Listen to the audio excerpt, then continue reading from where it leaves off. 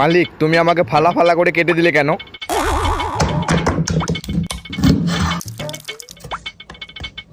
মালিক, আমি লঙ্কা গুঁড়ো, আমাকে একটু কম করে দেবে, না হলে তোমার অবস্থা খারাপ হয়ে যাবে।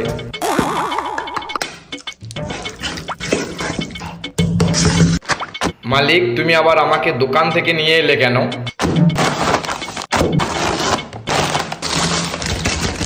মালিক, তুমি এবার আমাকে গুঁড়ো করে দাও।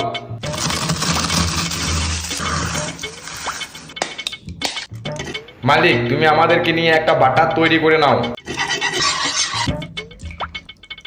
মালিক, এবার তুমি আমার মধ্যে লাগিয়ে দাও।